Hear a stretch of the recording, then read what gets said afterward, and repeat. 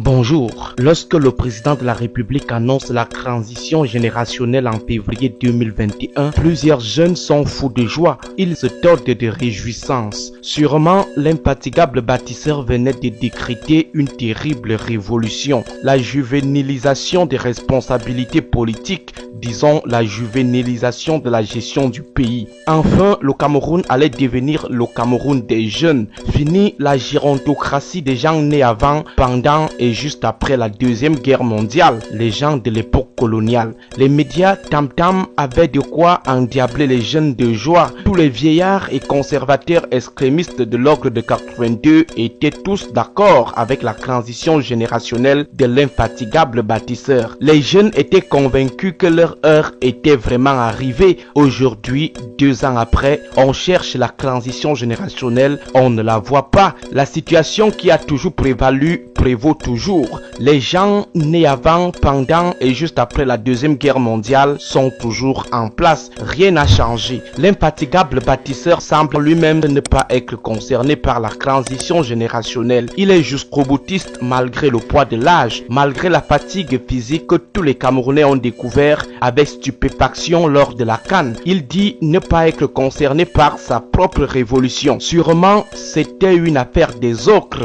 Faites ce que je vous dis et non ce que je fais. De toutes les façons, ceux qui ont cru peuvent calmement digérer leur désillusion. S'ils veulent rester dans la croyance, alors qu'ils sachent que cette transition s'opérera uniquement dans leur tête. Bien pour leur santé mentale, la croyance aveugle a parfois des vertus thérapeutiques, le mensonge aussi. Mais ce qui nous intéresse ce matin dans cette curieuse révolution à la copernicienne, c'est le fait que beaucoup pensent que être jeune est une vertu politique, une terrible valeur en matière de gestion des affaires publiques. Beaucoup pensent qu'il suffit d'être moins âgé pour être meilleur en gestion du pays que le plus âgé. La jeunesse est considérée comme un précieux gage de bonne gouvernance. Il faut dire à cette jeunesse que tous les vieillards et conservateurs de l'ordre de 82 sont pour la plupart arrivés au pouvoir étant jeunes, très jeunes même. Et ce n'est pas pour autant que leur parcours à cette époque peut être crédité d'une bonne note. Une façon de dire que lorsque quelqu'un est né médiocre, il le restera jusqu'à la fin de sa vie. Lorsque quelqu'un a été moulé dans les circuits de la malhonnêteté, quelle que soit sa tranche d'âge, il restera malhonnête.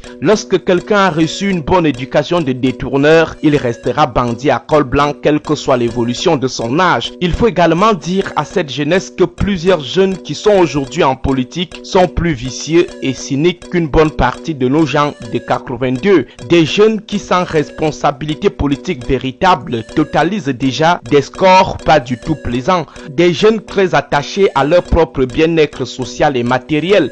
Les jeunes de la belle vie qui sont prêts à tout pour bien vivre. Des jeunes sans cœur qui cèdent à toute forme de compromission pour atteindre leurs objectifs exclusivement égoïstes. Enfin, des jeunes dont les niveaux de retournement de veste nous rassurent qu'avec eux, nous sommes partis de transhumance en transhumance, de nomadisme en nomadisme, de transactions collusives en transactions collusives.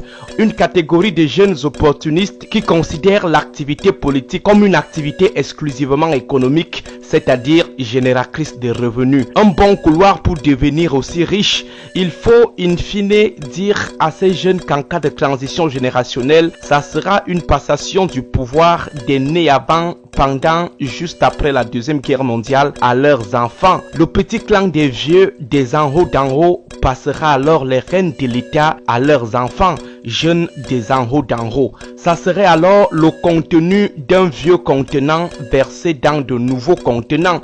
Même pratique, même réflexe, même feeling, même cynisme que leurs vieux. Dans ce cas de figure, il est donc clair que la transition ne concernera pas la masse jeune, enfants des en bas d'en bas, de même qu'elle sera juste la continuité des habitudes que les vieux au crâne sont en train de transmettre à leurs enfants purs et spirituels. Conclusion, pour nous autres, être jeune ne veut rien dire en politique. L'important, c'est la compétence et la rectitude, quel que soit l'âge.